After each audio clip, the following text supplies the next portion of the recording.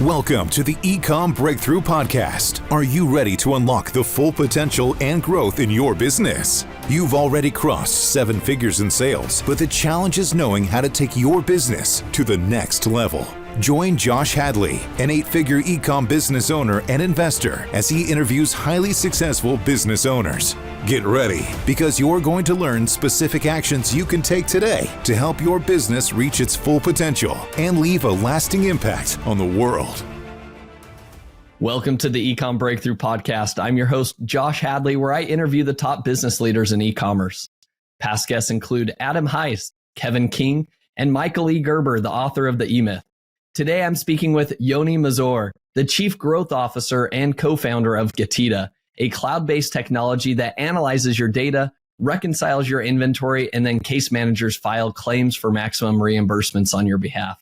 Today, we are going to be talking a lot about the things that you might be overlooking as an Amazon seller where you're losing margin, and also where is the puck going in the e-commerce space so that you can start skating towards it. This episode is brought to you by Ecomm Breakthrough Consulting, where I help 7-figure companies grow to 8 figures and beyond. Listen, Yoni, I started my business back in 2015, and I grew it to an 8-figure brand in 7 years. But it took me a lot longer than it really needed to get to that 8-figure mark. And that's because I made a lot of mistakes along the way that made that path a lot harder. There were cash flow mistakes that I made. There were bad product launches. There were bad hires that I made, and not knowing who to hire and how to hire properly. I wish I would have had a mentor along the way that would have been able to help, steer around those obstacles a little bit quicker, overcome those hurdles. So to our listeners that are hitting similar roadblocks or stumbling blocks, and they want to know the next steps to take their brand to the next level, go to ecommbreakthrough.com. That's Ecomm with 2 M's to learn more. And as a special bonus to my podcast listeners, this month, I'm giving away one $10,000 comprehensive business strategy audit session at no cost. All you need to do is email me at josh@ecommbreakthrough.com, and in your subject line, say strategy audit, and then plead your case as to why I should choose you and your brand to work with for this month. But today, I am super excited to introduce y'all to Yoni. Yoni Mazor is the CGO and the co-founder of GETIDA. Yoni began developing GETIDA after successfully operating a $20 million annual Amazon FBA business, selling fashion brands internationally. GETIDA specializes in Amazon discrepancy analytics and consulting. By utilizing data visibility technology, GETIDA focuses on discovering and managing financial and inventory-related discrepancy with billions of dollars of transactions managed daily. Yoni also comes with military intelligence experience, having served in the IDF Special Navy Intelligence. So with that introduction, Yoni, welcome to the podcast. Thank you, Josh. Thank you so much for having me. Yoni, I'm sure many of our audience members, if they've been to Amazon events, they have definitely come across your path, because I feel like you are at almost every single event there is for Amazon sellers. So I love that you're always on kind of like the cutting edge of what is everybody talking about in the Amazon industry? And then, where's the puck going so that we can kind of skate towards that? And so I want to kind of start off our conversation with that. Yoni, you've been to a lot of conferences recently. You've heard what everybody's talking about. Where do you see e-commerce going in Amazon specifically over the next 3 to 5 years that, entrepreneurs should be preparing themselves for? There we go. So, we're in 2024 already. And I think this year will be the year where we all realize and see the true impact of, the AI tools, the generative AI. A lot of seeds have been sown with this environment, but we don't know the long-term, impact of them yet. And I guess the promise of all these AI tools is helping the little guy, the small and medium, businesses kind of level the playing field. So your catalog can start and your listings on Amazon or any channel that you sell on, be able to, in relatively very low cost, to bring it up to speed and make it look like $1 billion brand. So, make it feel and look like $1 billion brand. So in 2024, we'll see if that promise is being delivered. If the little guys are really making it work for them, and I think that the challenge is that there's the speed of it is so fast. Like I know that Sam Altman, there was also OpenAI had a whole turbulence, a few months ago back in November. He was out for a few days, hired by Microsoft. Anyways, even before that, he announced how he created this whole environment where you can start generating your own tools with OpenAI, like your own marketplace is going to create a marketplace. So basically, it'll be interesting to see how some sellers are able to create their own environments, AI environments that are unique and proprietary to them. And by creating those environments, they're able to really be on the cutting edge of, organizing the catalog and the whole business structure and scaling, and really, really scaling. Because if you're doing 6 figures, 7 figures, or low 8 figures, if you can harness the power of these tools to really scale up your operations effectively with a lean team, that will be the dream. So 2024 will be in the cutting edge of that. I love that. Yoni, are there any AI tools specifically? You mentioned ChatGPT, OpenAI. Are there any tools that sellers should be aware of or be looking into that you think are going to be a game changer from the AI space? I can mention one that I'm familiar with in our space. It's called Ecomm Tent. I don't know if you heard of them yet before. Yeah, we had Max on the podcast previously. There we go. So Max is up to great things. I know he was also a part of the accelerator. It's an eBay accelerator. I think it's called, there's Y Combinator, the first one, and then the second one, I forgot the name of it. In San Francisco, it's like a 4-month kind of intense accelerator environment where you have to kind of bring your developers and really work intensely on preparing your products to really shine in the market. If you do it successfully, you get funded. Afterwards, you get funded. So he's there and he's gearing up to the next dimension of that. In short, what they do at Ecomm eContent is you're able to plug into their platform and put your image of the product and then really generatively say, hey, I want my product to be on a table with 5 chairs around it and these colors and in this house and these windows, and boom, it creates a whole scene for you in a beautiful way, right? So once again, harnessing the power of technology to make your products and catalog shine, but also on the content side, on your copyright. So I want to, this is my product. I want to, explain it or show it or in text and this kind of mood or this kind of ambiance. So this way you can really craft your listing to the next level. So the ones who are going to be applying that, the sellers, hopefully will see that lift. Because all the other sellers who are not applying this will just look like their listings and their products will kind of look stale and outdated. It's almost like, it's like walking into, if I take this to brick and mortar world, to the physical world, if you go into Target, if you go to Target today, it has a certain ambiance and feel, right? Or if you go to, local moms and pop shop in the 50s in the main street, if you're going to see you're going to be at Discord, you're going to be like, this is not comfortable for me. It's not something I'm, feeling energetic to buy as a consumer.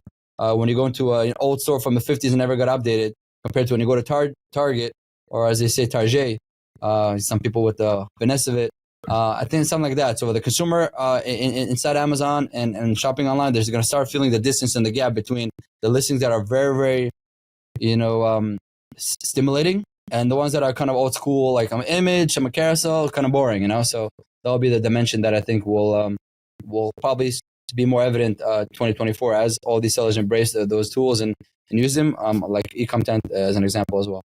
Interesting. Is there anybody that you would recommend people follow along in terms of, somebody in the e-commerce space that's really making a lot of big changes or advancements utilizing AI, right? I think that the idea of being able to have ChatGPT and have your own bots doing work for you sounds appealing, but for most of us, it's like, where do I even begin? How do I get something like that going? Do you have any recommendations that way? Oh man, you're putting me on the spot right now. I don't know. Nobody immediately comes to mind that in a meaningful impact, recording this. So as we go along, I'm going to have to see if anything pops up. Too early stage. It's like asking, because it's like in the NBA's in the 70s. You say, who's going to be Michael Jordan in the 80s? He only came a few years, so we don't know who's going to be that Michael Jordan that was able to kind of push the industry forward because it was so, magnetic with his ability to perform with all these tools. So too early to tell at this point. Yeah. And I'll tell you another thing is, if somebody's really killing it right now and they're killing it so much, they're not going to pop up and say, look what I'm doing so quickly, so fast. But to the only exception, you know what? Maybe I'm wrong. Aaron Cordovez. He's pretty, you know, Aaron from Zulai Kitchen. Yep. He's actually, you know, I take it back. He's pretty good. I've been to a conference in New York in November, AMZ Innovate. And what he did was pretty interesting. He, you know, his Zulai Kitchen, I think his brand does over 100 million. So he's 9 figures, right? Something like that. Yeah. So what he did was sellers that were brave enough to say, hey, here are my listings. They put it on a big screen and he just tears it apart. He shows them how he compares it to others. And right away, you can see the differences, the gap, the delta. So, you know, puts up the listing. He takes, he picks up the category. He sees the top layer in the category and where this seller is located or this particular ASIN or product. And then starts ripping it apart. And he shows them how more stimulating the difference between the listings are. And he has a huge catalog of hundreds, if not even, I think, thousands of SKUs. And the reason he's able to do it because he's very, very good at scale. And I think he's also adopting a lot of those tools. So, and he has a show, a podcast show, I believe, as well. So heads up on that. He'll probably flush out how he's utilizing some of these techniques and tools with AI to scale, to keep scaling. Awesome. I love that. Well, I think as you mentioned, you know, we're in the early stages of AI and being able to implement it into our businesses. But I think the important thing to implement here is actually paying attention to ChatGPT, to OpenAI, and not just turning a blind eye to it because, you know, that rock star, you know, or MVP hasn't necessarily appeared quite yet, right?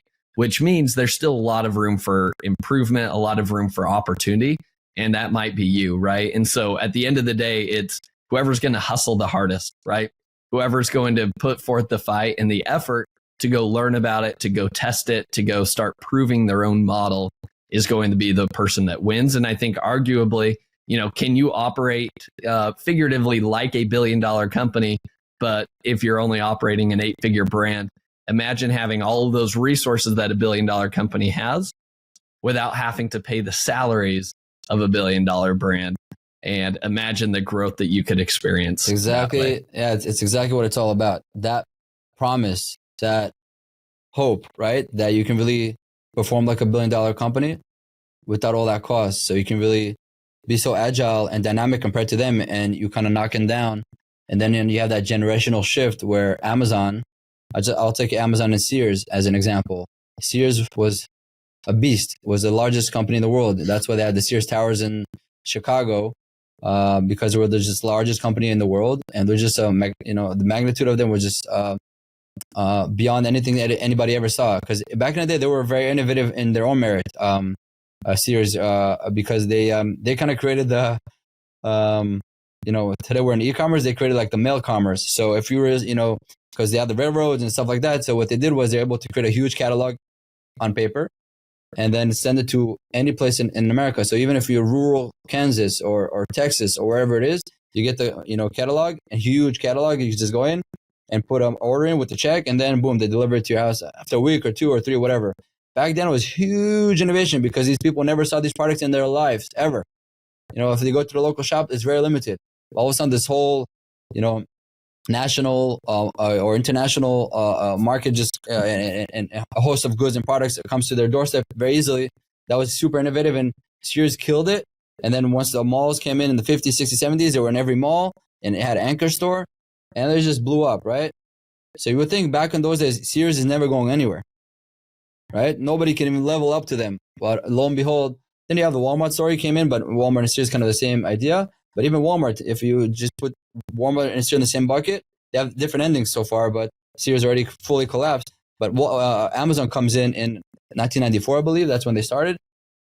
And they took the medium of internet and delivered on its promise and leveled the playing field. So all of a sudden, humongous catalog, bigger than anything that Sears was ever able to print on paper or hold in the store.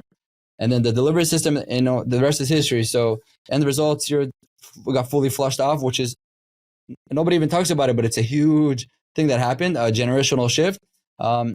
Because Amazon, which was a super little guy, Jeff Bezos, in a humble place in Seattle, with the new medium of internet penetrating into every computer, and then the smartphone penetrating to every palm of hands of people around the world, boom, created that generational shift.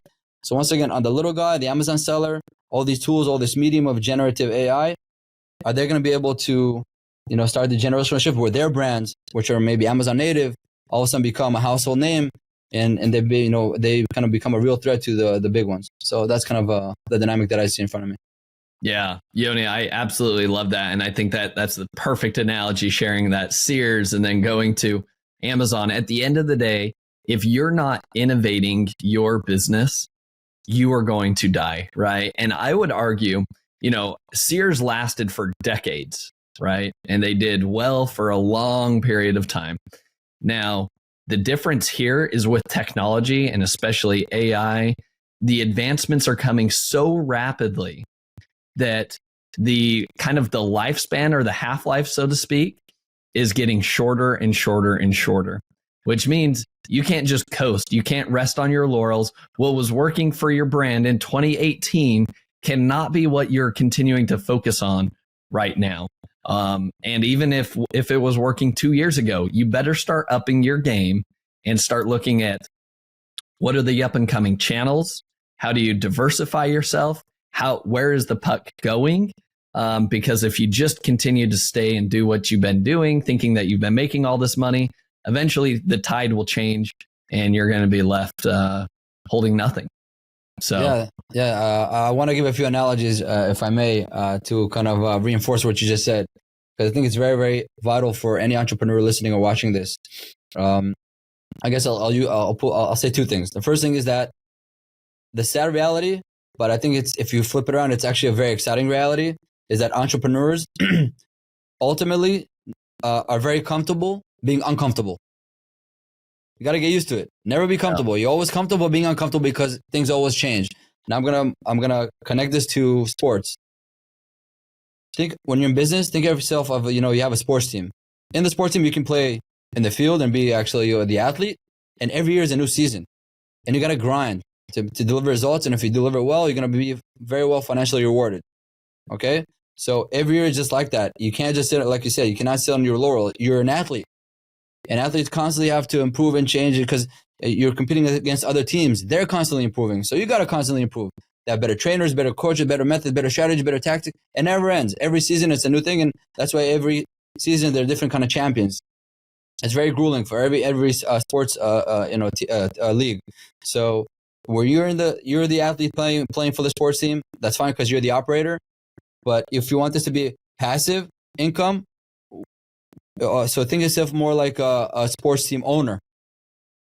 You own the team. You don't have to do the ground on the field, but your whole organization, your team, whoever's there playing, has to grind and constantly innovate and constantly be the best to perform well and get the titles. If not, you're gonna lose money. You're gonna get flushed away and go to a different league or get totally annihilated. So these are the kind of two analogies that I want to highlight, because for way too long I see that the promise, or I would say the empty promise of passive income, this is easy, this is brainless.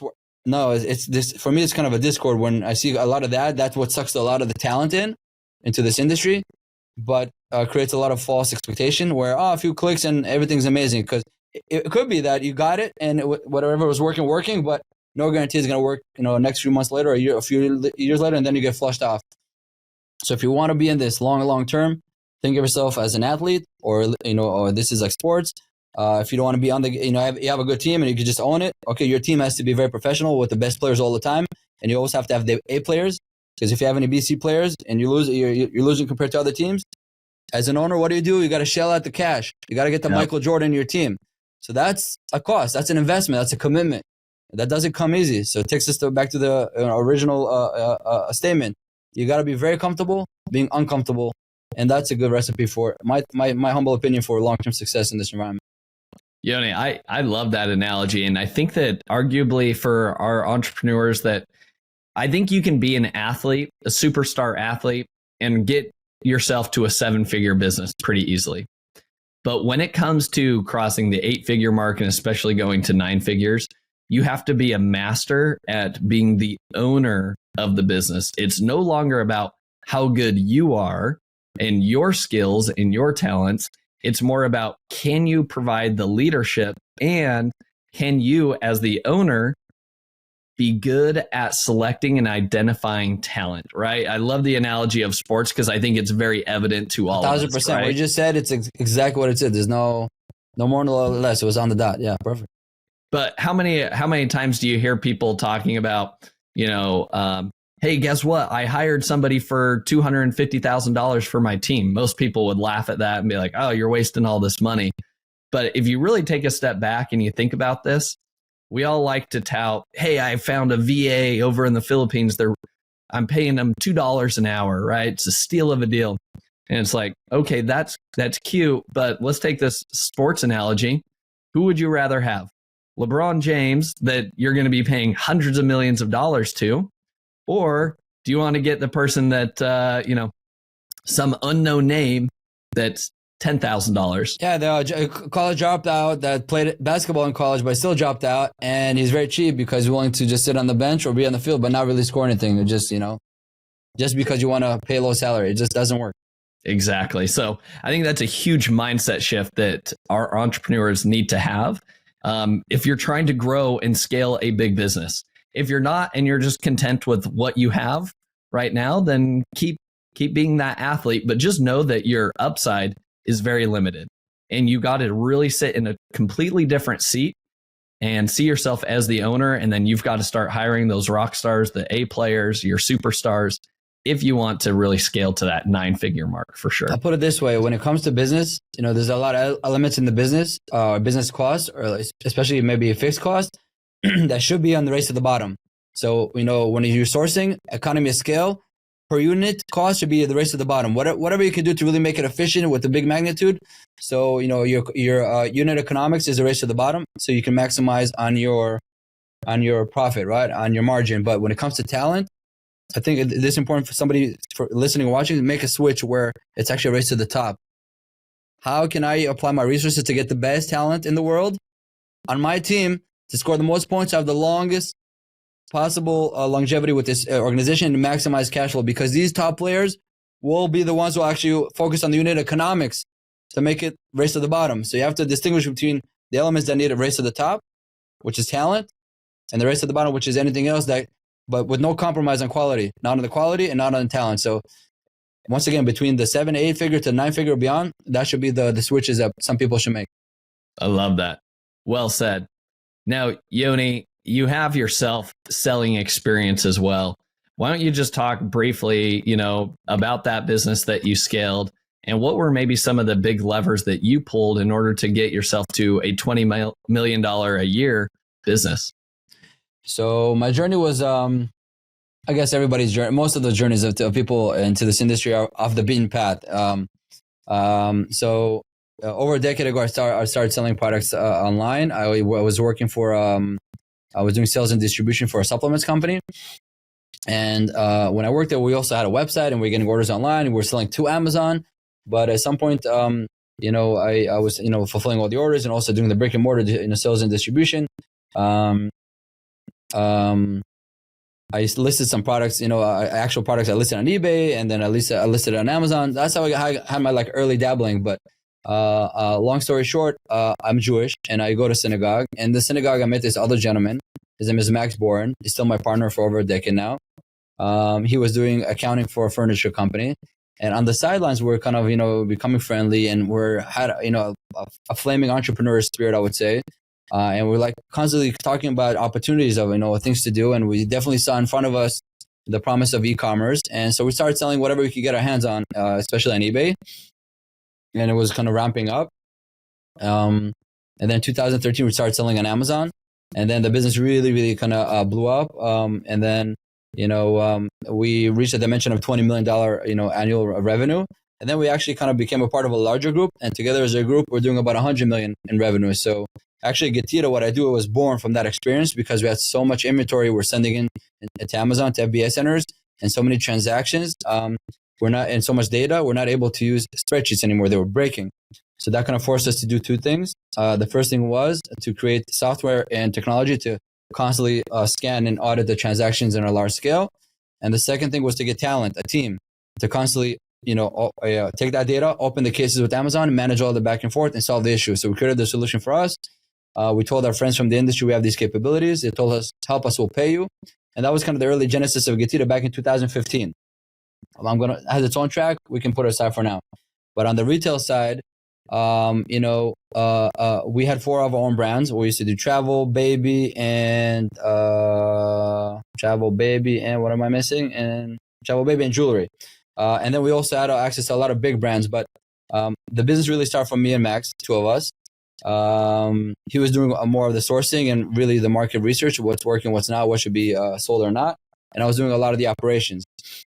So I guess for this episode, I would highlight that, at our peak on the retail side, we had 30 to 40, team members and, in the United States, but also around the world. And it was a pretty strong, intense magnitude. And I experienced all these things you're mentioning of trying to be cheap on talent, and then getting talent that's simply not productive enough, and they realize the premium is worth the payment. So we focus on hiring better and better, more expensive but yet more productive. So at the end of the day, you're just making more of an outcome with the talent that you hire. And now I can shift back to GETIDA today. When we started GETIDA back in 2015. It started small, and then it was just growing organically from word of mouth, because the value proposition with GETIDA is very comfortable. There's no subscription. You don't have to pay anything. It's free to join. It's free to stay. There's no commitment. You can cancel at any time.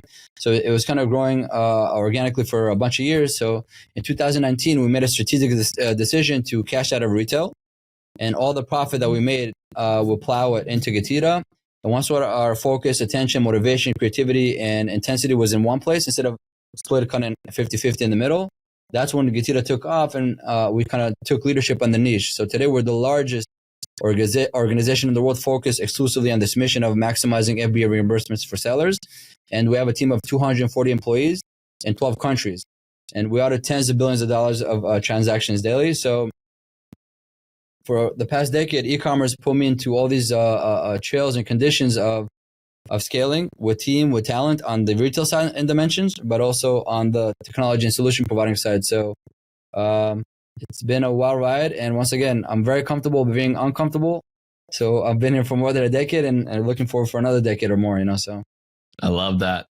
Now, Yoni, I'm interested to hear, you're doing you were helping operate a 9-figure brand, right? And that's where kind of the idea of GETIDA came from. And I think the important thing to really focus on here is that you are trying to capture margin and extra money that was just being lost, right? So tell me a little bit more about that, maybe to our sellers, that if they have not heard about you, I'm not sure how they haven't heard about GETIDA yet, but if they haven't heard about you, what are the ways that Amazon sellers are currently losing money and they don't even know about it? You got it. So, crash course on FBA auditing and reimbursements and what it means to Amazon sellers. So, when you sell on Amazon and you ship your products into Amazon, so let's say, Josh, you shipped 1,000. So let's start with the basics of all basics, and then I'll throw in further complications to give you guys the scope and context of the challenge or the opportunity. So Josh is shipping 1,000 units to Amazon's fulfillment centers. Amazon, instead of receiving 1,000 units, they receive 990 units, right? So 10 units are missing. The responsibility and the onus is on the seller to discover that, right? And then, open a case with Amazon and bring it to their attention, provide necessary documentation if needed, so Amazon can investigate. And if Amazon investigates and they find the missing units, great. You can sell it, make money, problem solved. But of course, if they don't find it, Amazon does have an insurance policy. And within that insurance policy, they have the reimbursement policy. And when they reimburse you for the loss. And that's just a basic example which most sellers can understand and relate to, because it's very intuitive. I send something, you receive it all, yes or no? ABC of logistics. But what many sellers don't realize is that once the units and inventory are inside Amazon's fulfillment centers, inside the centers, all of a sudden, units get lost, damaged, destroyed, disposed, disappeared, or get overcharged with fees. It's inside the centers, but also between the centers. Because often Amazon might move around your products between centers. Let's say from Texas to California to Nevada, to have that 1 or 2 day prime shipping spread. Same elements happen. Units get lost, damaged, destroyed, disappeared, all that stuff. Also from the fulfillment centers to the consumers, the customers, once the orders come in, not all the orders get there. It's not 100% perfect, right? From the consumers back to Amazon with all the refunds and the returns issues. And then you have from the fulfillment centers back to the seller if you do a removal order. So all these logistics friction points, the sellers need to be on guard to find all these discrepancies. And on an annual basis, I can share with you the data and statistics that we have over the years. The discrepancy rate on an annual basis ranges between 1 to 3% from your revenue. So if you do $1 million a year on Amazon, that could be $10,000 to $30,000 you have to kind of be on the lookout for. If you do 10 million, it's 100 to 300,000, and on it goes. So that was kind of the reality we were in. We had $100 million activity, and every year we had to kind of recover 1 to 3 million. And that was material enough for us to say, hey, we're going to apply serious resources to solve this problem at scale. So we have an airtight solution for us. And that's how GETIDA was born unintentionally, because we did share these capabilities with other sellers after they requested it.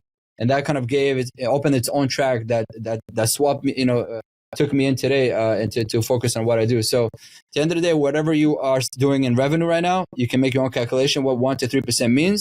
Another way to look at it is that for every 100 units you ship to Amazon, between 1 to 3 units is going to experience a discrepancy throughout its life cycle. So, but the responsibility is on you, the seller, to discover it and reconcile it.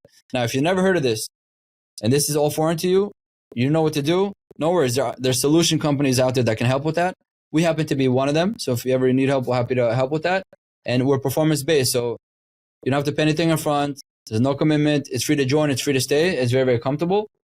So you can really focus on what moves the needle and creates a business, which is revenue and sales, sourcing, launching, all that stuff. And for us, we're like archaeologists. We always look into the past. We come with our toothbrushes in the rubble and the sand, and then we brush it until we find this golden nugget. Then we bring it back to your pocket, and only for successful we get rewarded. So once again, if you never heard of it, now you did, and you can do something about it.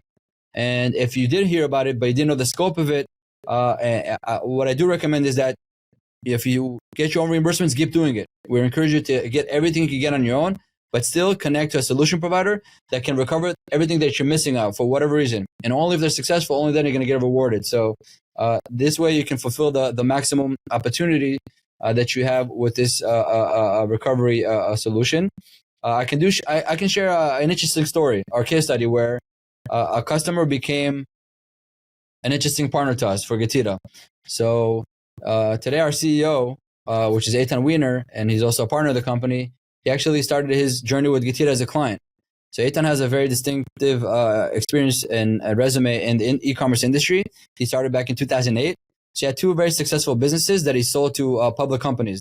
One of them is the famous Prosper Show. He was one of the founders of the Prosper Show. It was so wildly successful, it got sold to a public company. And the second was Quantum Networks, his company where he sold all these brands. So that also got sold to a public company. So he did 2 exits. But what happened was we came to the Prosper Show GETIDA, right? And we exhibited. And he came to meet and greet the people, the companies that have a booth in the show. And he said, what do you guys do? We do reimbursement, this and that. He said, okay, let me give you guys a try. He had a really good impact. We recovered a lot of money. And then he recommended it to a few other players, and they got a lot of money. And then, a few years later, when he sold his business, he discovered that 14% of his profit were coming from reimbursements.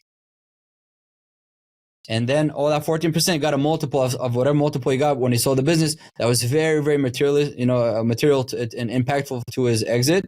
And then once he had time and money in his hand, and he looked around, connecting and partnering with GETIDA made sense for him, because he felt like he had the whole journey from a seller client to a successful exit.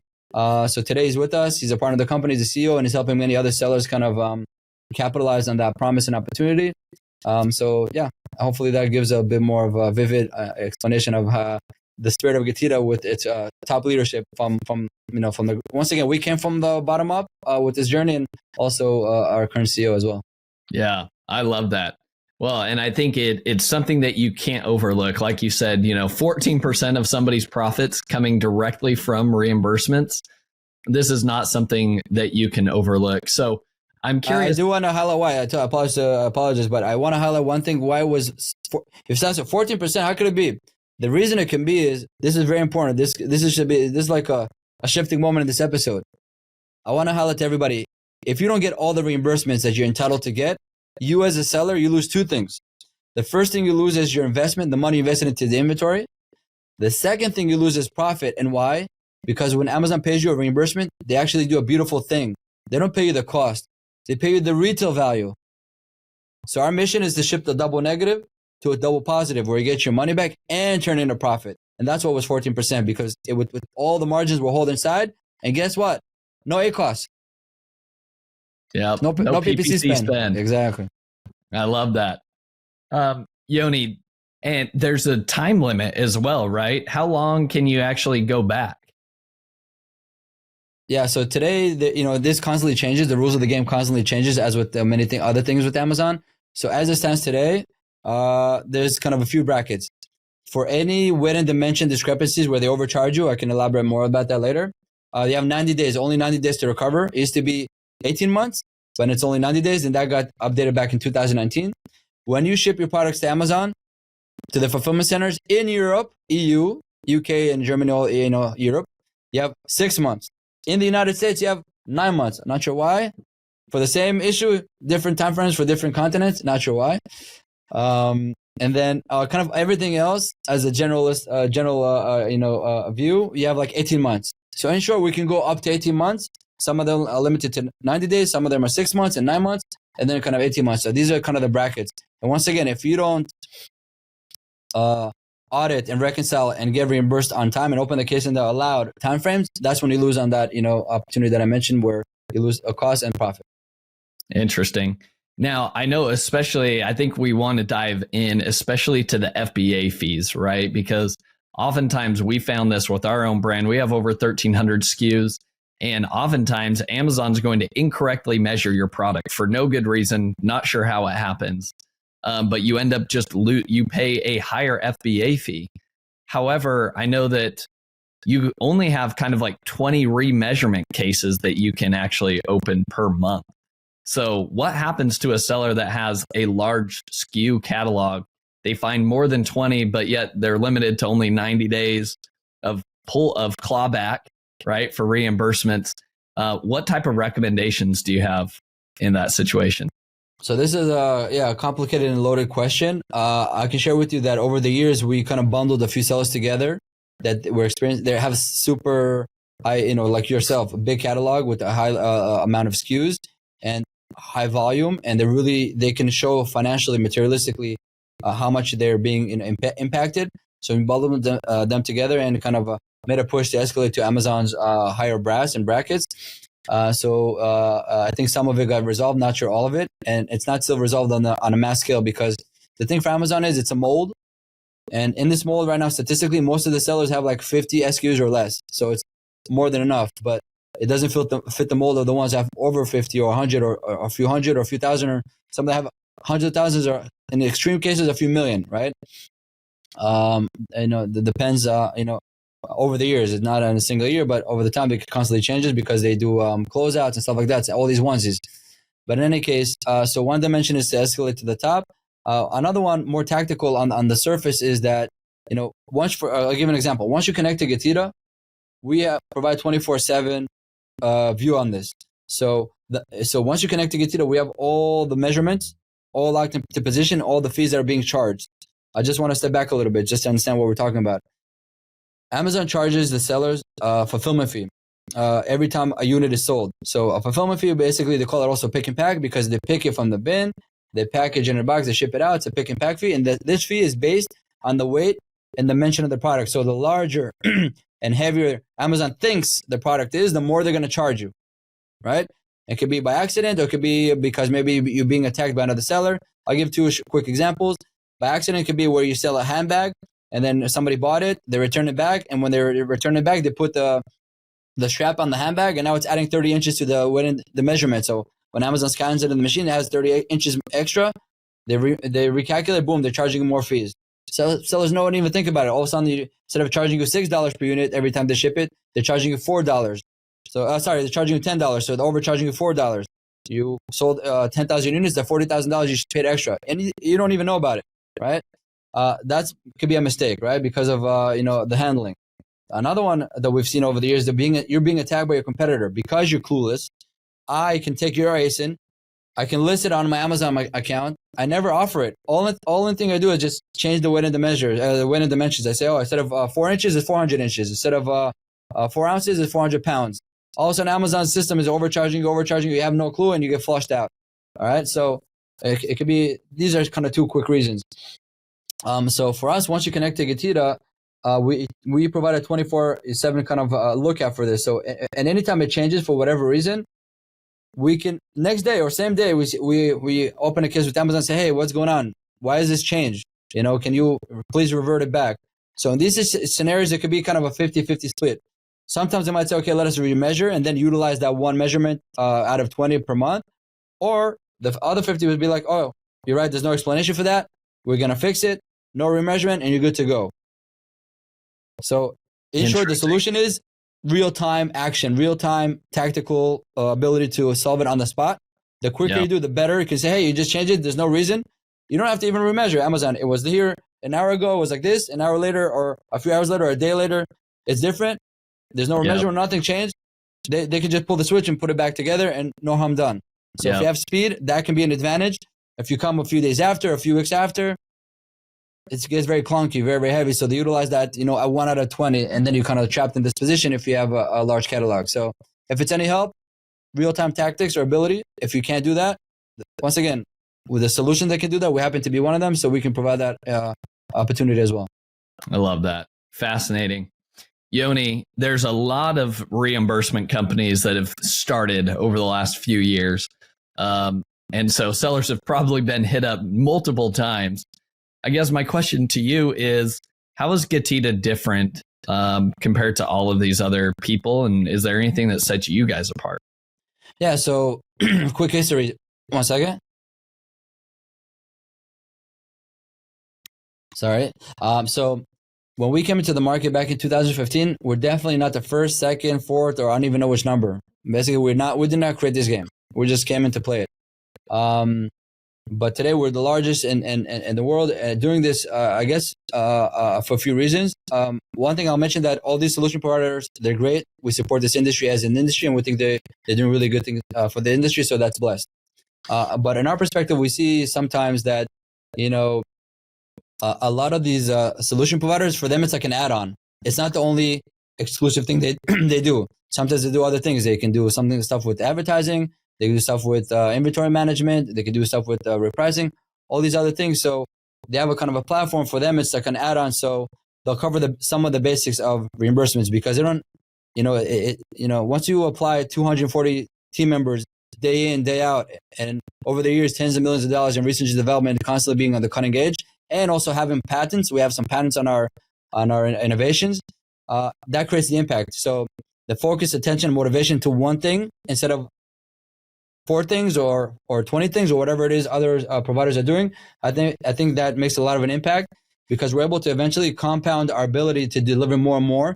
And there's something called in Japan Kaizen, which is incremental improvement over time. That's what the Japanese invented. That's what created Honda and Toyota, where they're constantly improving over time. So the reliability and the value becomes very, very good long term. So for us, day in, day out, we're constantly improving where other organizations, they have, a group of 1, 2, 4, 5, 20, 30 people, but not all the focus and attention of top to bottom brass is into one dimension. So that creates an impact. And at the end of the day, the impact is the performance. So the maximizing on the recovery.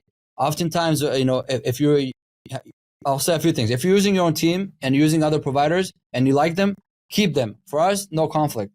You can come in, we can give you a free audit and show you in numbers how much is being left behind and how old it is. This issue is, 17 months old or 16 months old, which means it's being left behind. It's about to expire. So it's very, very data driven. We live in the data. And then with data, you can make an educated decision if you like us to help you recover that or not, right? And typically you say, hey, this is all money from the dead, money I don't have access to. Only if they get it to me, I pay. So it becomes a very comfortable proposition where over time, that made the difference for many, many sellers. So we became kind of a core element or synonymous for solving this issue because of the focus, energy, attention, which is relentless in one place with no distractions. I'll tell you another thing. over the years, because we have such a large user base, we have tens of thousands of sellers using us daily, right? There's always that temptation to kind of add another feature or a product and upsell. So we can do PPC for you. We can do, repricing for you, whatever it is, because we have quote unquote captive audience. But over the years, we decided to know. We just, I think somebody said, if it's Warren Buffett or somebody else, that when you grow into certain dimensions and you want to be successful enough, it's the ability to say no to things. Right? It's not always saying yes, it's saying no. So we said no to all that stuff. We said, this is what we do. This is the only thing we do. And we're very, very dedicated into maximizing the opportunity for all of our users. And that's going to make its impact in the market. That's a strategy we chose long-term. And long-term, there was a gap that we kind of created. Once again, we're not first or second. And we came in, there was big dogs, but a lot of these big dogs, some of them faded away completely. Some of them are kind of down and under. And for us, we made that strategic decision. At the end of the day, it proved itself. And I say one last thing. You don't get to be the largest in the world, especially when it's performance-based, due to lack of performance. Yeah. That's what I'm saying. So it can't be that big because once again, every day we go to work, we start from zero. If we don't create $1 for somebody, we don't eat. 240 people. That makes it very, very energetic because we don't have an alternative. We don't have a subscription of some kind for another software that we can fall back on. So if there's a few bad weeks or bad months or whatever, we don't have those cushions. We have to constantly be on the edge for the sellers to make it on the maximal level. And this is, once again, it goes back to what I'm saying earlier. We got very comfortable being uncomfortable, and that's our kind of recipe for success because we're constantly energetic on solving. So hopefully this gives a little scope of the nuances. Yeah, you guys are experts at what you do. Now, Yoni, this has been a fantastic episode. I think you've left our audience with lots of gold nuggets to chew on here. As we wrap things up, I'd love to leave the audience with 3 actionable takeaways from every episode. So here are the 3 actionable takeaways that I noted. You let me know if you think I'm missing something here, all right? Mm-hmm. So number 1, I think if you are not paying attention to the AI space and at least experimenting with creating your own chatbot in ChatGPT or experimenting with some of the AI software that is meant for e-commerce sellers, you're going to be left in the dust.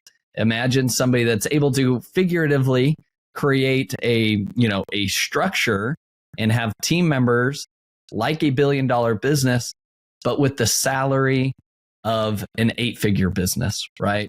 Imagine who's going to win at the end of the day. And that's the opportunity that AI hopefully will afford us. And so at the end of the day, it's best just to dive in and get your hands dirty, experimenting and seeing what works for your brand versus not.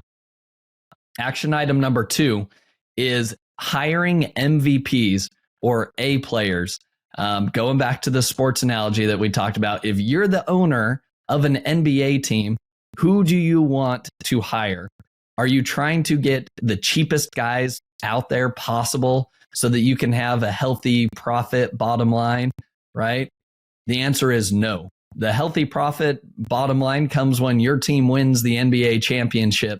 And that only happens when you have MVPs on your team, right? So who are you hiring? And I think it's just experiencing the mindset shift of, hey, how little can I pay somebody rather than, hey, how do I go find really, really good talent? They might require or command a much higher salary, but the amount of work that they can do and the results they can bring can be 10x what somebody that I'm paying a fraction of the price can bring. Third, last but not least, reimbursements can be a huge catalyst to bringing in additional profits to your business.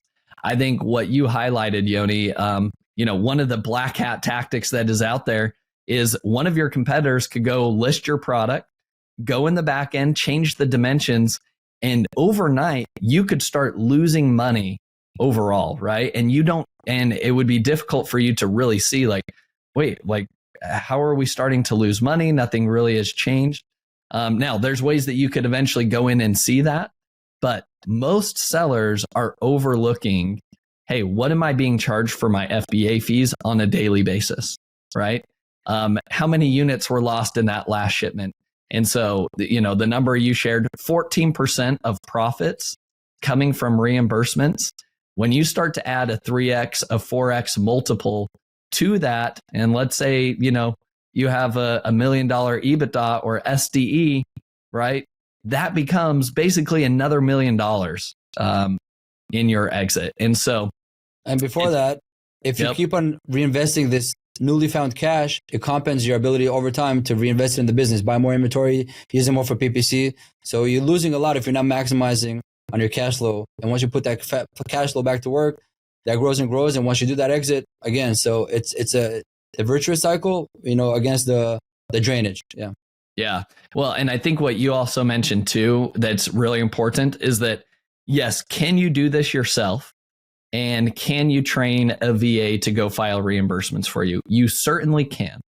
But partnering with somebody kind of like yourself that lives and breathes this, and Amazon's constantly changing the rules and how they respond to cases and all of that. The question you need to ask yourself is, for you as the CEO, is your time better spent identifying new growth opportunities for your brand or trying to solve, these reimbursement issues on a regular basis? So at the end of the day, GETIDA, even if you're getting a cut, it's worth my time to say, hey, they've got this covered. I don't even have to think about it.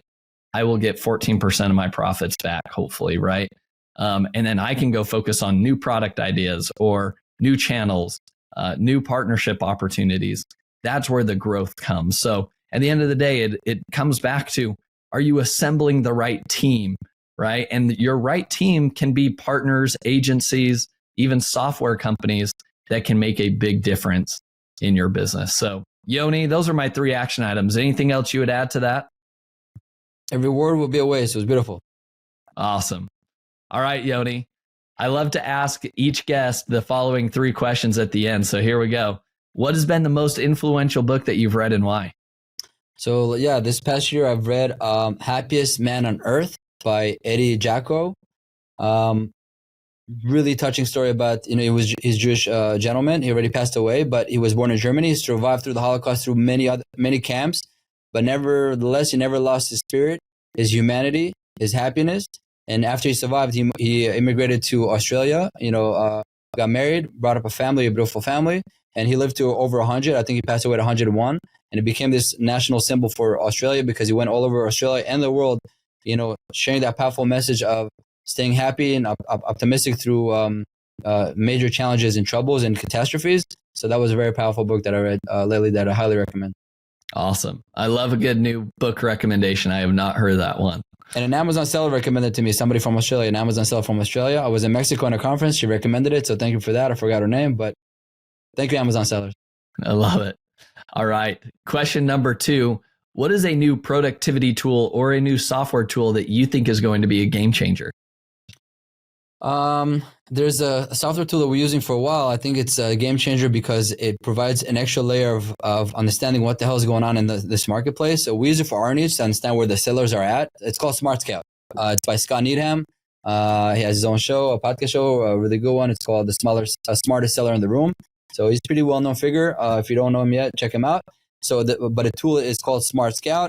What we are able to do with this tool is to really understand where are the sellers located globally and what's the status of each seller and their health. But if we can do it, it means you, the seller, can do it, and especially hone in on the categories and ASINs and sellers or brands that you're competing with. Because the more you know, the more you understand what works for them, that can work for you, and always stay on top of it or even be more edgier. So I think that's a powerful tool for sellers out there that they should know about. And if you're using it right now, kudos. If you're not, check it out. I love it. I love a good new software tool. All right. Last but not least, who is somebody that you admire or respect the most in the e-commerce space that other people should be following and why? All hails to the king, Kevin King. He's been around for so long and he never loses edge. He also recently kind of launched his $1 billion newsletter. So it's free to subscribe, and lots of content, lots of tactics, things that work, things that don't work. So, very powerful. So I highly recommend. I agree. We had Kevin King on the podcast. He was one of our first episodes, shared a lot of knowledge. So Yoni, this has been a fantastic episode. Thanks so much for sharing your insights and your journey as well. For our listeners that want to learn more, they're interested in learning more about GETIDA or following you and your story, where can they find you at? So if you want to check out GETIDA, just visit GETIDA.com, GETIDA.com. All the content is there. We have blog articles about everything that's going on in the industry. We have podcast shows that we're going to have Josh hopefully very soon, or he might be, it could be that you're watching this. He's already on our show. It's called Prime Talk. I can't wait, to capture Josh's story. And so, yeah, that's GETIDA.com. Myself, always available on social media. Just, check me out, Yoni Mazor. I'm pretty active on Facebook and LinkedIn. Any question you have, any thought, any idea, just, warm advice, feel free to reach out. I'm at your disposal. Awesome. Yoni, thanks again for your time and for sharing your knowledge with us today. My pleasure. Thank you for listening. Visit ecommbreakthrough.com for more information. If you've enjoyed today's episode, the best way you can show your appreciation is by clicking the subscribe button and quickly leaving a review. See you again next time.